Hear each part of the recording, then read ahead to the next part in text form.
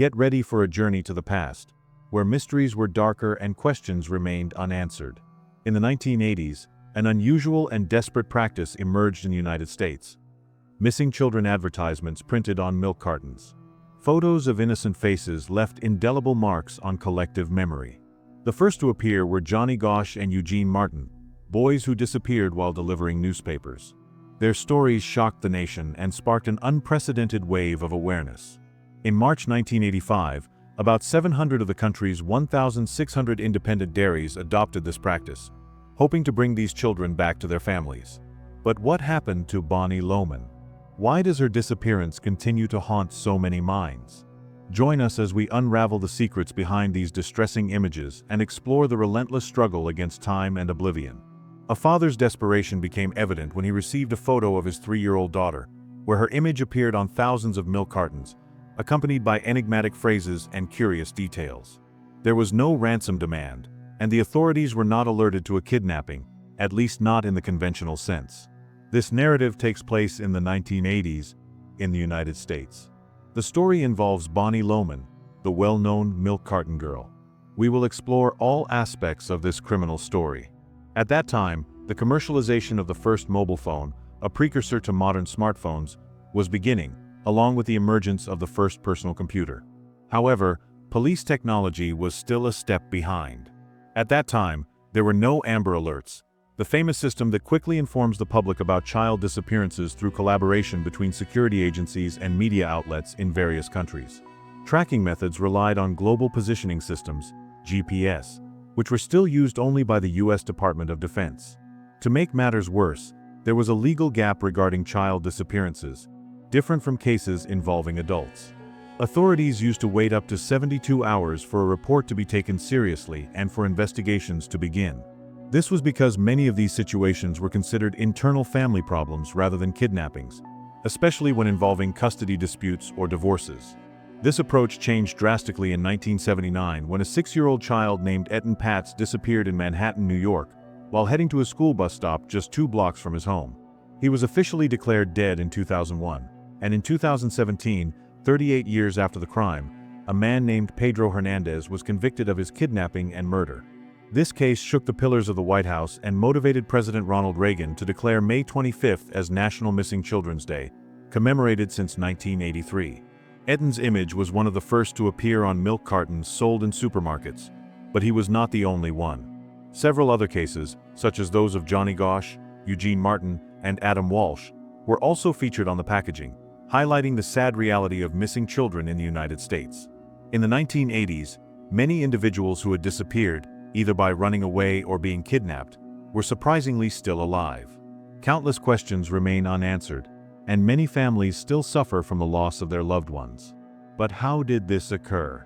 In 1984, the Milk Carton Program for Missing Children was created, an initiative by the National Child Safety Council, a non-profit organization dedicated to child protection in the United States. Just a few weeks after the launch of this program, more than 700 independent dairies across the country began implementing it, working alongside renowned manufacturers. The National Child Safety Council ensured on its website that many kidnapped children had been taken from their homes and that milk cartons spread across the country could be a tool to find them. They provided free designs and illustrations to manufacturers, allowing photographs and biographies to be printed on hundreds of millions of milk cartons. The only documented success case of the program was Bonnie Lohman, who disappeared at the age of 3. Bonnie's kidnapping was atypical, as her mother, in collusion with a partner, took her far from her father, constantly moving between Saipan, the largest island of the Northern Mariana Islands, and Hawaii. Despite the peculiarity of the case, Bonnie's father made efforts to have his daughter's image appear on milk cartons. 4 years after the disappearance, when they were already living in Colorado, Bonnie went shopping with her stepfather and, upon entering a supermarket, found a milk carton. To her surprise, she saw her own photo printed on it. Shocked and not understanding what was happening, she showed the image to her stepfather. Against all expectations, he not only bought the carton but also cut out the photo so she could keep it in secret, away from her mother. At that time, Bonnie couldn't read and didn't attend school. Her stepfather practically didn't leave the house that day since her mother was away and couldn't leave her alone. The girl, unaware of it, had the message "Missing Girl" on the milk carton. Eventually, accidentally leaving the cutout among the toys at the neighbor's house who took care of her, the girl's image was recognized, and the police were called after the neighbors questioned her mother and stepfather about her disappearance. A nearby residence, and the agents were set up to obtain information from them without arousing suspicion. But everything was revealed. They contacted Bonnie's father by calling the number I had provided. The missing person realized and went to her. The search involved Bonnie, and she was reunited with her father, continuing her life normally. Over the years, she got married and started her own family, although she never lost contact with her mother and stepfather. The young woman admits that it took time to accept that, in a way, they tried to separate her from her biological father. If she hadn't gone to the store that day, she might never have seen her photo on the milk carton and would have lived with her mother and stepfather, unaware that she had a father who was tirelessly searching for her. Only in 2020, the National Crime Information Center, affiliated with the FBI, received over 365,000 reports of missing minors in the USA.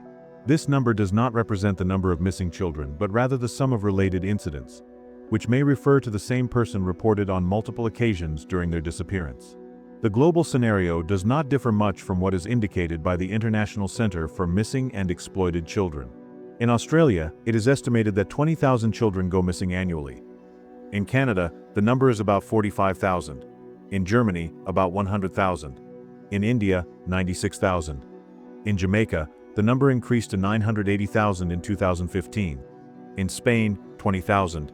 And in the United Kingdom, it is estimated that 112,853 children go missing each year.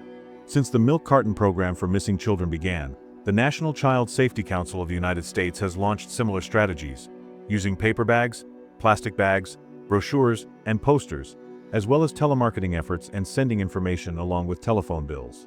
They also managed to reach cable television through the Bring the New America campaign, sponsored by Shopping Cloud, a subsidiary of the Home Shopping Network. The program was a finalist for the Golden Gable Award in 1994. In the 1980s, there were no detailed statistics on these cases at the national or international level.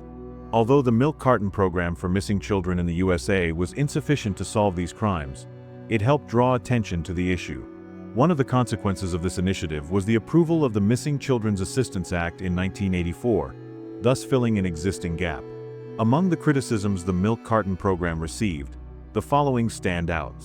The issue of missing children is marked by the predominance of white children in the milk carton illustrations, while many of the victims of stranger abductions are actually of African American descent. Some experts have pointed out that this can cause emotional distress in children who, seeing the faces of other children on milk cartons, may feel discomfort during meals at home.